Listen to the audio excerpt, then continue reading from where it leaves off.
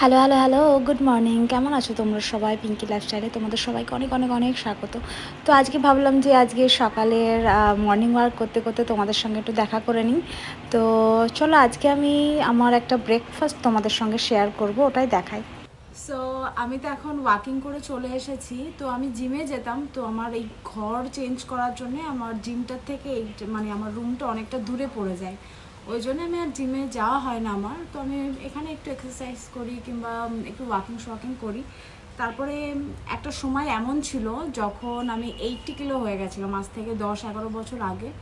তো তারপরে অনেক কিছু করে আমি 80 থেকে 55-56 এরকম এসেছি। তো তখন আমি একটা ব্রেকফাস্ট খেতাম, একটা স্মুদি খেতাম, যেটা বলবো স্মুদি, কখনো স্মুদিও করতাম, কখনো নর্মালভাবেও খেতাম যেরকমভাবে বানায়। তো চলো আজকে ওটাই তোমাদের সঙ্গে আমি শেয়ার করবো।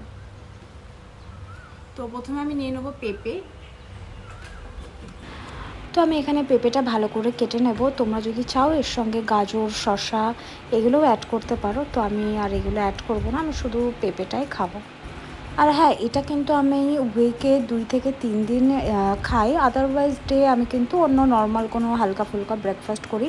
এটা আমি আগে রেগুলার করতাম, যখন আমার ওয়েট লস করাটা খুব দরকার ছিল এমার্জেন্সিতে, তখন করতাম। তো আমি এখানে পেঁপেগুলো ছোটো ছোটো স্লাইস করে কেটে নিয়েছিলাম।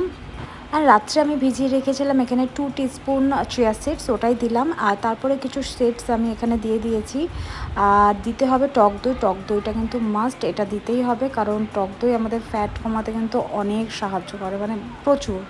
তো টক দইটা এখানে আমি 2 চামচ নিয়ে নিয়েছিলাম। আর এরপর আমি দিয়ে দিয়েছিলাম একটুখানি মধুটা অপশনাল, মানে আমি যখন প্রথম খেতে পারতাম না, আমি কিন্তু তখন দিতাম, এখন দিই না, আজকে জাস্ট একটুখানি দিলাম। আর একটু ফ্লেভারের জন্য দেবো এর মধ্যে একটু গোলমরিচ গুঁড়ো আর 2-3টে বাদাম আমি ক্রাশ করে দেবো বাদামগুলো। আর দেন আমার স্মুদিটা কিন্তু রেডি হয়ে যাবে। তো এটাই আমার ব্রেকফাস্ট। আমি কিন্তু কোনো ধরনের লবণ এখানে ইউজ করতাম না। আমার ব্রেকফাস্ট কিন্তু রেডি করে নিয়েছি আমি। তো আমি স্নান করে আসবো, স্নান টান করে পুজো দিয়ে খাবো।